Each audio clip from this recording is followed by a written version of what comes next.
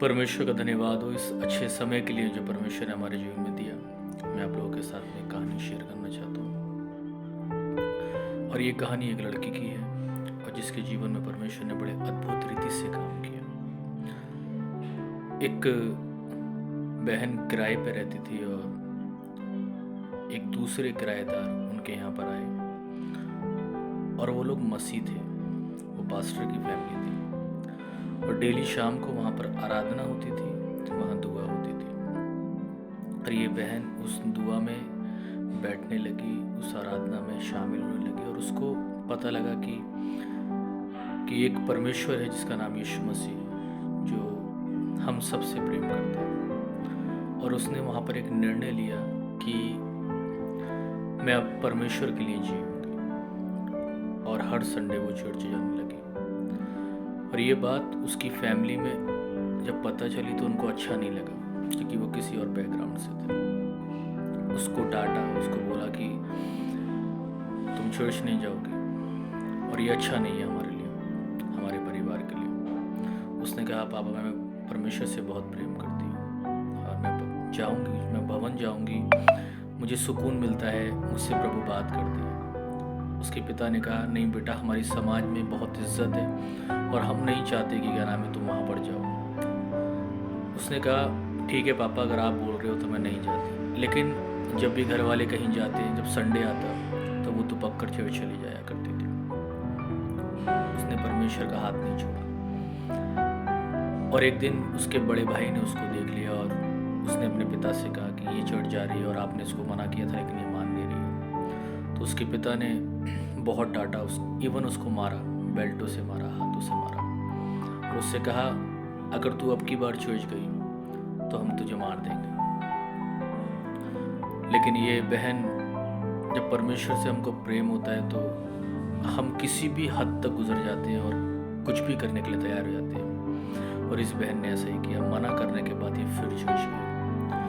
और जब ये घर पर आई तो इसके पेरेंट्स घर पर थे और देखा कि मैंने मना किया था कि तू चर्च नहीं जाएगी लेकिन तू चर्च गई। उसके पेरेंट्स ने उसको मारा, उसके कपड़े उतारे और उसको बिल्कुल इतने गुस्से में आ गए कि उसके सब कपड़े उतार के उसे नंगा वहाँ से निकाल दिया। और वो लड़की भागते हुए अपने घर से एक भवन तक पहुँची। जिस भवन में वो जाती थी वहाँ पर एक पास्टर थे और जैसे दरवाज़ा खोला उसने और उस लड़की के बदन पे कोई कपड़ा नहीं। पास्टर ने फटाफट अपने कपड़े दिए, घर से लेके आए और उसको पहनाया। उसके बाद वो वहीं पे रही। रहने के बाद में पास्टर ने उससे कहा कि बेटा, क्योंकि काफ़ी समय हो गया, 10-15 दिन हो गए वो कमरे में ही रहती थी और कुछ करती नहीं थी, सिर्फ कमरे में बैठे रहना और अपने आप रोती रहना। एक दिन पास्टर की वाइफ ने कहा कि चलो बेटा वो मार्केट चलते हैं। अब इसने मना कर दिया तो उस वाइफ ने कहा, पास्टर जी की वाइफ ने कहा कि नहीं चलो कोई दिक्कत नहीं है।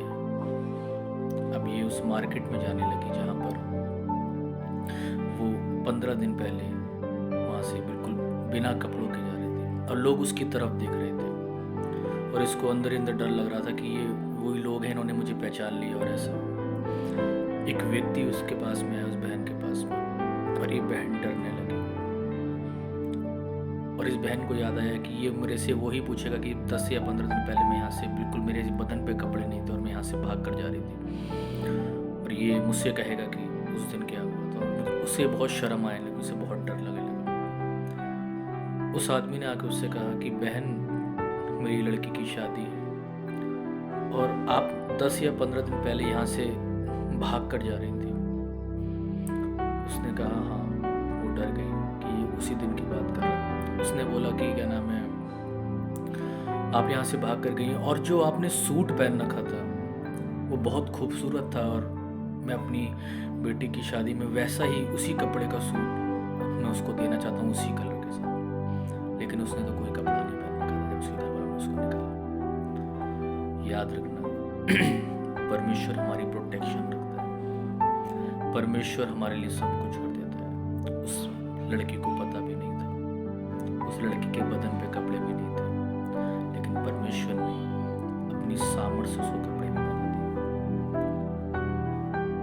उसके देखने में और मनुष्य के देखने में वो ज़मीन और आसमान का फ़र्क है। परमेश्वर आपके साथ में। May God bless you.